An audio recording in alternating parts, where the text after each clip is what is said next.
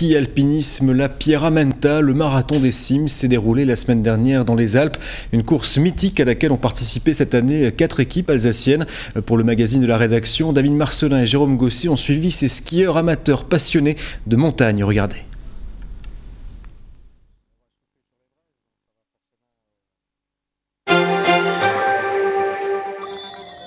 La Pierramenta, l'une des plus belles courses de ski alpinisme du monde, une épreuve sportive, une inoubliable expérience humaine aussi.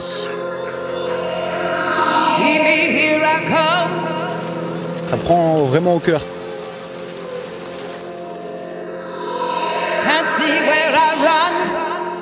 C'est un plaisir immense.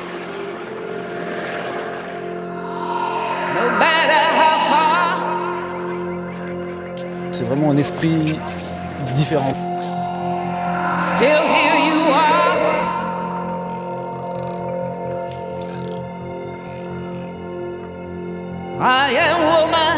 La Pierramenta, une montagne qui depuis 24 ans donne son nom à une course par étape de 4 jours. La Pierramenta, 10 000 mètres de dénivelé positif.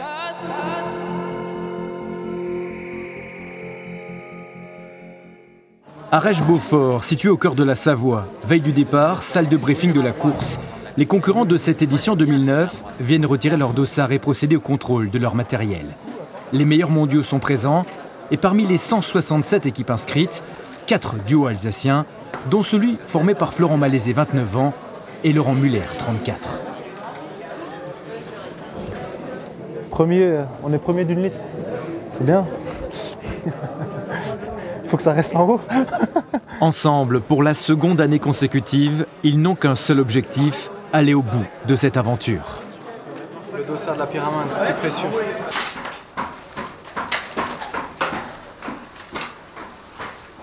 Jeudi matin, avant le grand départ dans les chambres des équipes alsaciennes, le stress est palpable et se lit sur les visages. Il faut que ça parte dans le départ là. Bon, il est super tôt quand même. Hein. Ouais, il est tôt, mais... à 5 heures. Bon, on s'est levé un petit peu avant 5 heures, petit déj à 5 heures. Puis là, le départ, là, maintenant, dans 1 heure. Donc, voilà. Mais j'ai hâte. Hâte de prendre le départ. Là, il faut... Ah ouais, là, j'ai envie, là. C'est vraiment une envie, là, de se défouler, là.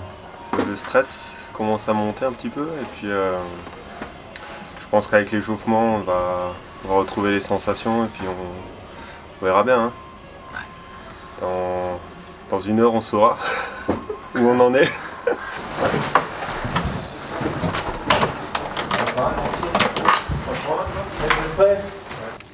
Il fait encore nuit, mais dans quelques minutes, sur la ligne de départ, près de 360 skieurs vont en découdre.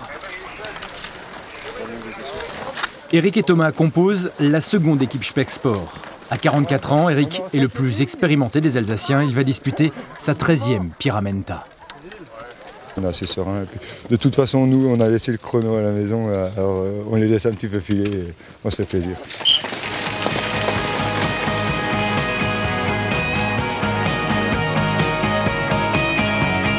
« 7 heures, les coureurs s'élancent sur un parcours magnifique, à la fois long et technique.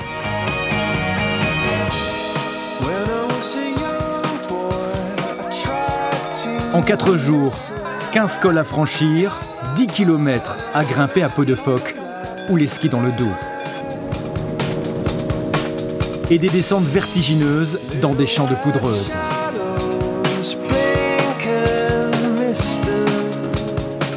Les conditions sont idéales pour cette 24e édition de la Pierramenta. Neige fraîche, ciel bleu et grand soleil. Ouais, les premiers sont passés depuis déjà presque 40-45 minutes. On voit toujours pas arriver nos copains coureurs. Je pense que d'ici, je sais pas, peut-être encore un quart d'heure, 20 minutes et ils devraient être là. Ouais. On attend encore un petit peu. Jeudi, dès les premières montées, les écarts se creusent entre la tête de la course, composée des équipes nationales de ski alpinisme, et les amateurs.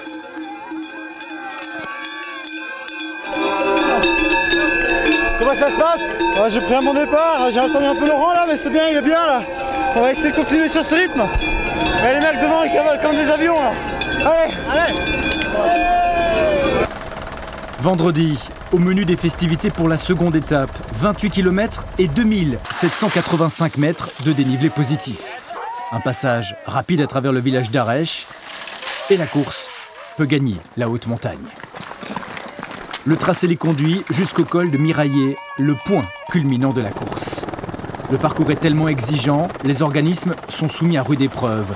L'effort est comparable à celui d'un marathon, mais un marathon disputé toutes les 24 heures.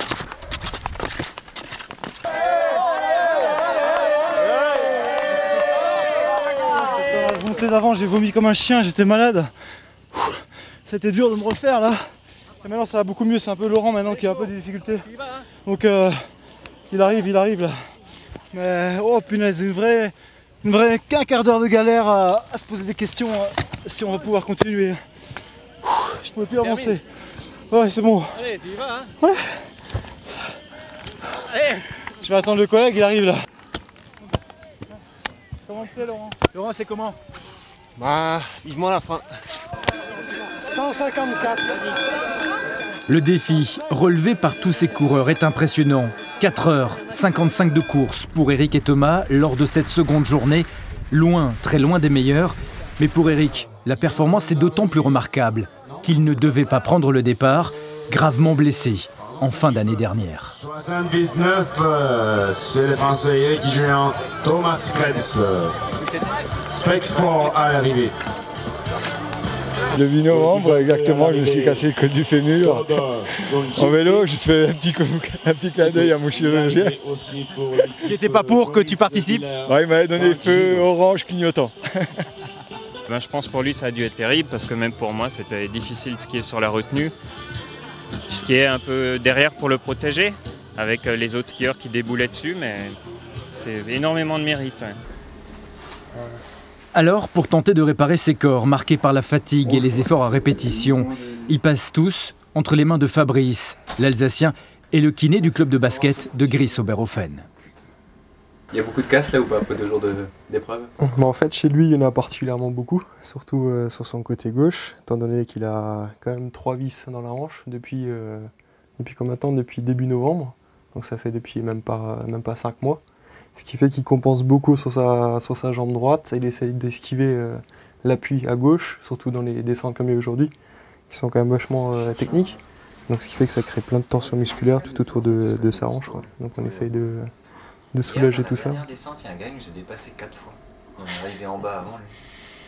Chaque soir, les coureurs assistent au briefing de l'organisation, classement, présentation de l'étape du lendemain et rappel des règles de sécurité. La sécurité, la priorité numéro 1 des organisateurs. La course se déroule sur un parcours hors piste et les températures sont printanières dans les Alpes. L'isotherme zéro se situe à plus de 2600 mètres d'altitude. Il n'y a pas de regel la nuit, le manteau neigeux est donc instable et les risques d'avalanche élevés. Chaque soir, il faut modifier le tracé prévu. Le risque, on essaie de le limiter au maximum, on sait très bien que de toute façon on ne peut pas l'enlever.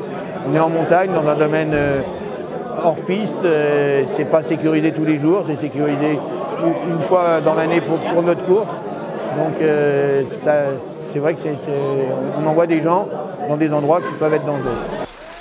Samedi, 3e jour.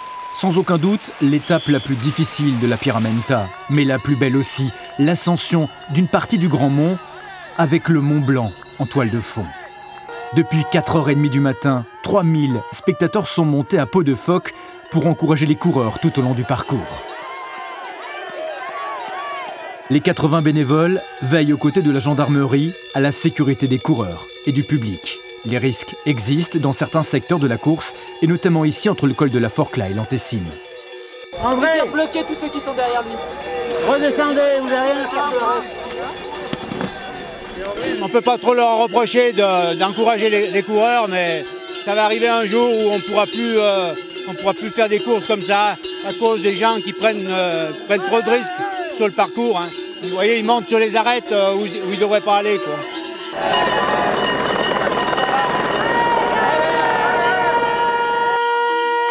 Quelle ambiance! Volée de cloches, flonflon d'accordéon arrosé de produits de la région, le tout à 2500 mètres d'altitude. C'est pas donné à tout le monde, je veux dire, le skieur moyen il fait 700 000 mètres dans la journée. Quand on voit des gens qui font 2500 mètres de dénivelé dans une journée, bah moi je dis chapeau. Hein. Chapeau, hein, c'est vraiment exceptionnel. Hein. Donc je suis venu les encourager.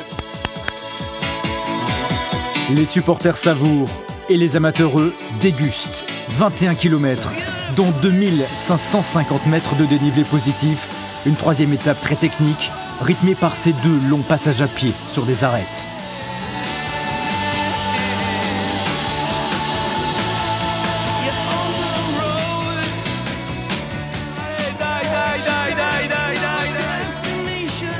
Le lendemain, le tracé de la dernière étape, le dimanche 15 mars, est plus court que les jours précédents, presque symbolique. Seulement 1731 mètres de dénivelé positif, histoire sans doute d'apprécier la beauté des paysages du Beaufortain.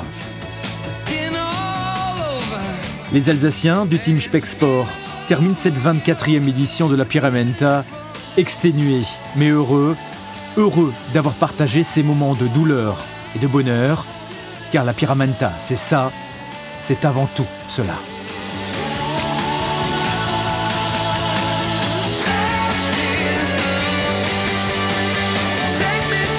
Quand on finit une pyramide, c'est toujours beau quoi. C'est toujours bon et là on peut se lâcher complètement et ça fait un bien fou quoi de pouvoir décompresser d'un coup là. L'idée de le faire à 2, je trouve ça vraiment génial quoi. Parce que c'est une autre dimension en fait du sport. C'est la camaraderie et puis vraiment il faut être soudé quoi pour faire un truc comme ça. C'est vraiment super. On a skié pendant 4 jours avec des copains, on était tous les jours les 4 ensemble. On a vraiment toujours pareil, je parle de partage, c'est vraiment ça quoi. T'as vu, ils sont venus me trouver à l'arrivée, c'est fantastique. C'est tout.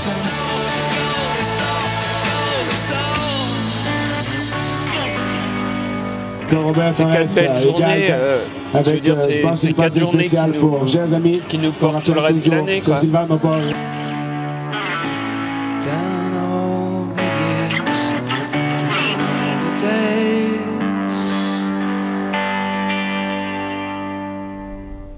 La semaine prochaine, le magazine de la rédaction nous emmènera à Bucarest. La capitale roumaine avait accueilli le 59e sommet de l'OTAN. Quelle organisation, quel impact sur la ville et ses habitants, quelles retombées économiques? Autant de questions auxquelles tenteront de répondre Alexandra Bucur et Arnaud Rapp à quelques jours du sommet de Strasbourg. Et quel? Demain, C'est mieux le matin vous parlera gastronomie à 10h25. À midi pour les infos, David Marcelin.